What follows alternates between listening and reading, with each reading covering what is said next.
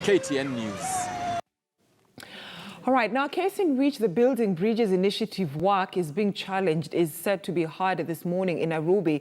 The Third Way Alliance wants the BBI work on constitutional reforms declared unconstitutional. Let us now speak to a senior political reporter, Chris Thairu, who now joins us by way of phone. Thairu, good morning. This court case comes at a time when the BBI report is also expected to be out.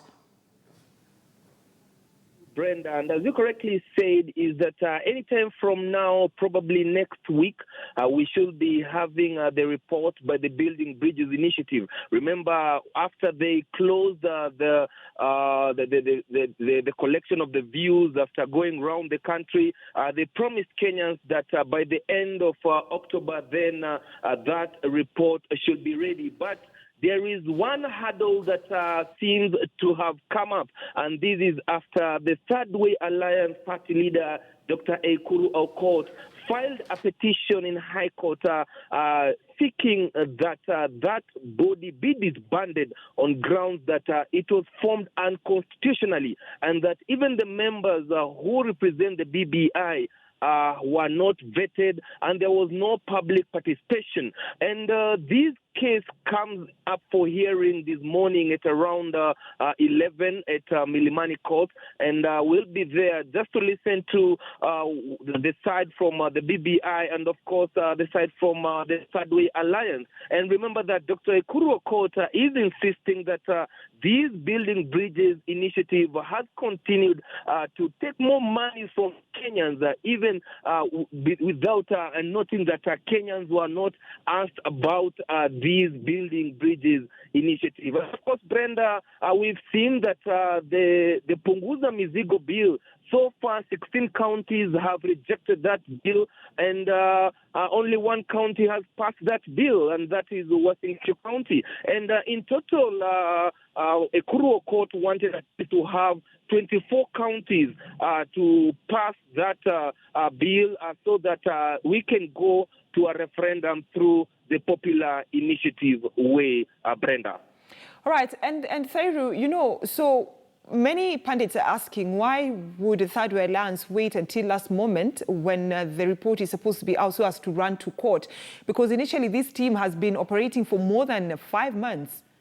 That is true. And remember that when there are those who feel that maybe Aukot has already given up on his Punguza Mizigo bill since it lacks even that political goodwill, and even although he was that bill, he was claiming that it will favor members of the county assembly. We've seen even members of the county assembly have rejected it, despite him coming out and saying that it favors them. And there are those who feel there are different political parties.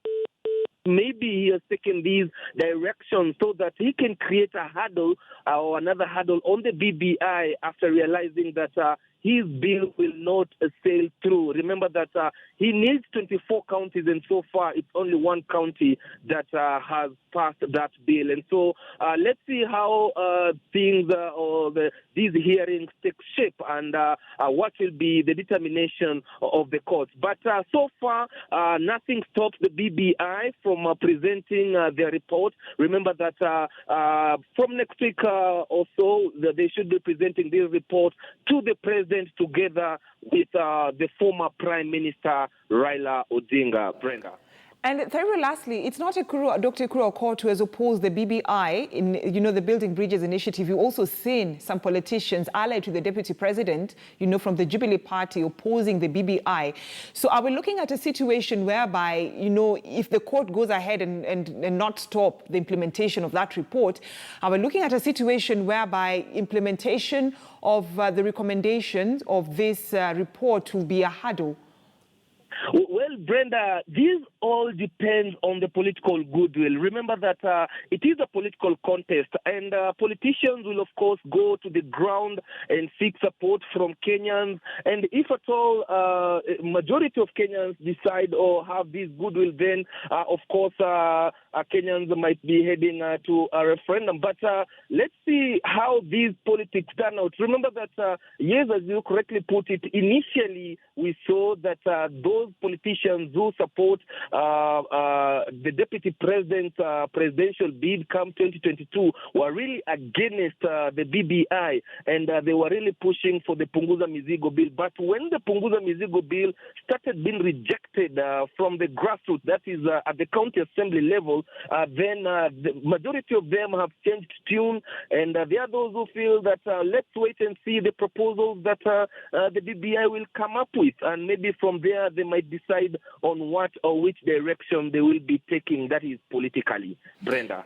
And Thairu, I mean, you know, even before I let you go, Dr. Aukot has raised concern that some of the county assemblies were given the BBI, not the BBI rather, beg your pardon for that, the Punguza Mizigo Bill initiative very late, so they didn't have time to go through it and also probably have public participation before they go back to the floor of the House, that's the county assemblies vote for it. Brenda, all these political play games, and of course you will expect that a politician will come up with an excuse. And of course there are those who feel that maybe there are those county assemblies that they were against this bill, and so it delayed before being tabled. But the process of tabling a bill, Brenda, is that the bill must first go to the first reading. And on that first reading, members of the county assembly are given a grace period of at least a month to go through that bill and, of course, seek a public participation before that bill comes for the second reading. And at the second reading, that's when members of the county assembly or even legislators at the national level are given a chance to debate, to either reject or approve that bill. And if at all they reject it at the second reading, then that bill stands rejected, and it can only be revived back after 6 months, and that's the law. And for now, what we've seen is that this Punguza Mizigo bill has followed that process, and even we saw Dr. Aukot moving from one county assembly to the other.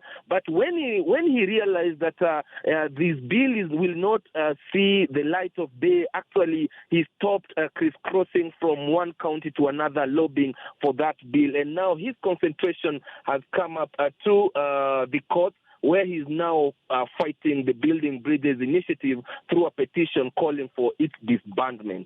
Brenda. All right, thank you so much, Chris Thairu, our senior political affairs reporter. Chris Thairu talking to us about that court case touching on the BBI team that has been taken to the corridors of justice by Third Way Lands Party. Dr. Aukot will know that